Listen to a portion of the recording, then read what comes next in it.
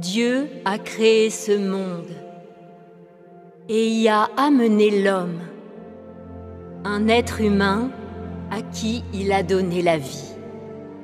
Ensuite, l'homme a eu des parents et une famille et n'a plus été seul. Depuis que l'homme a jeté son regard pour la première fois sur ce monde matériel, il a été destiné à exister dans l'ordination de Dieu. Le souffle de vie de Dieu soutient chaque être vivant tout au long de sa croissance et jusqu'à l'âge adulte. Pendant ce processus, personne ne réalise que l'homme grandit sous les soins de Dieu. Mais au contraire, les gens croient que l'homme le fait sous les soins bienveillants de ses parents et que c'est son propre instinct de vie qui régit sa croissance. C'est parce que l'homme ne sait pas qui lui a donné la vie, ni d'où elle est venue, et encore moins comment l'instinct de la vie crée des miracles. Il sait seulement que la nourriture est la base sur laquelle sa vie continue, que la persévérance est la source de son existence et que les croyances de son esprit sont le capital dont dépend sa survie.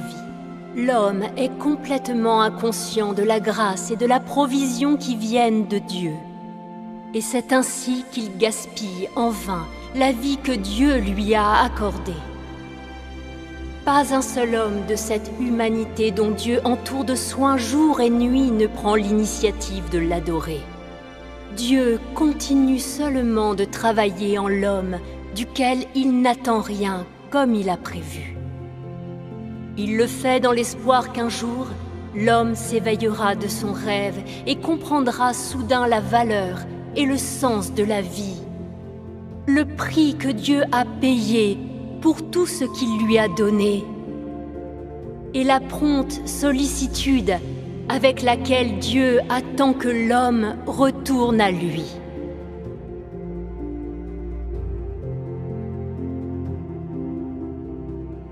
Dès lors que tu viens au monde, en poussant ton premier cri, tu commences à accomplir ton devoir.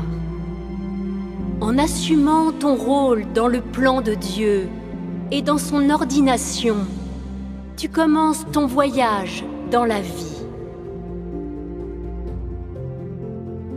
Quels que soient tes antécédents et quel que soit le voyage qui t'attend, personne ne peut échapper à l'orchestration et aux arrangements que le ciel a préparés.